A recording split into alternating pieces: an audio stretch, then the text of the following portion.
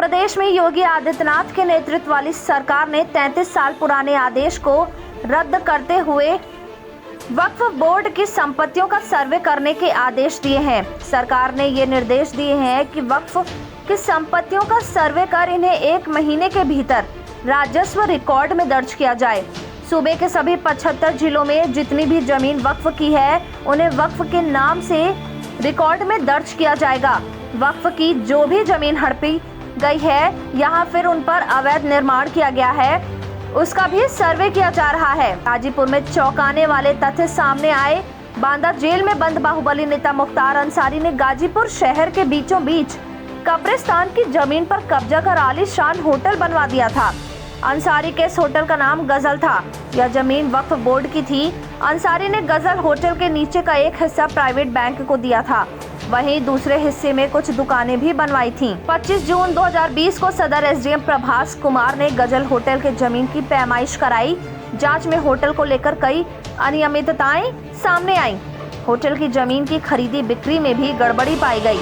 Hotel के नक्शे को एसडीएम ने निरस्त कर दिया और बाद में निर्माण और रजिस्ट्री में फर्जीवाड़े के आधार पर प्रशासन ने ये होटल गिरा दिया।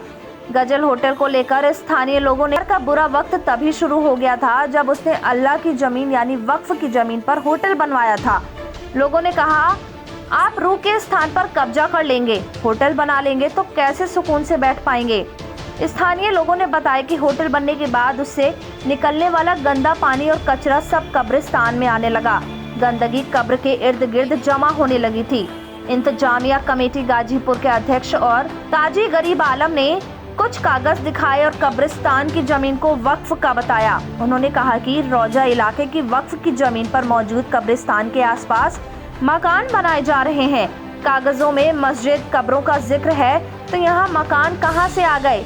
वे बताते हैं कि इन घरों से निकलने वाले गंदे पानी के चलते पूरा कब्रिस्तान जलमग्न है। गाजीपुर की डीएम आर्यका अखौरी ने करते हुए कहा कि जहां भी अवैध संपत्तियां हैं वहां कार्रवाई की जा रही है।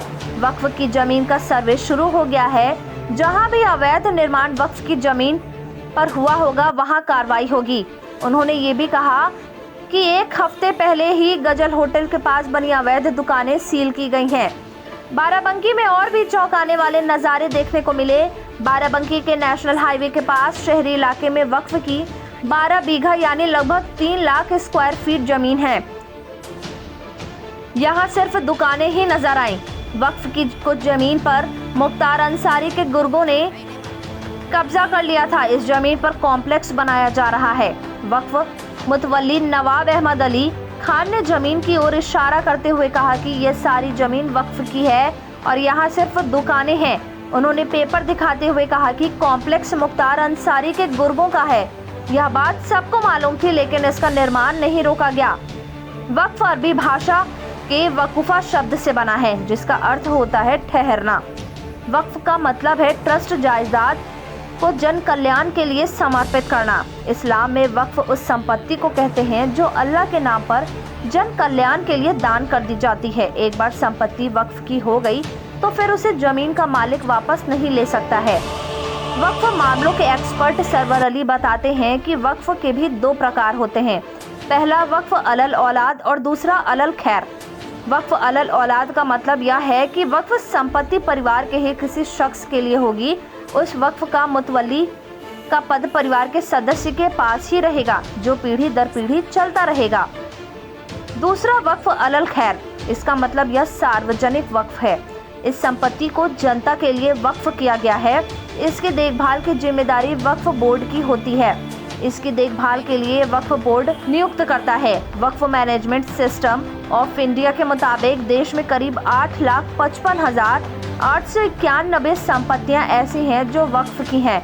देश भर में 32 वक्फ बोर्ड हैं। सेना और रेलवे के बाद देश में संपत्ति के मामले में वक्फ तीसरा सबसे बड़ा भूमि मालिक है। उत्तर प्रदेश में सबसे ज्यादा वक्फ संपत्तियां हैं। यूपी में सुन्नी वक्फ बोर्ड के पास कुल 2,10,239 संपत्तियां हैं, जबकि शिया वक्फ बोर्ड के पास 15,386 संपत्तियां हैं। यूपी और बिहार में शिया सुन्नी की अलग अलग संपत्तियां और बोर्ड हैं।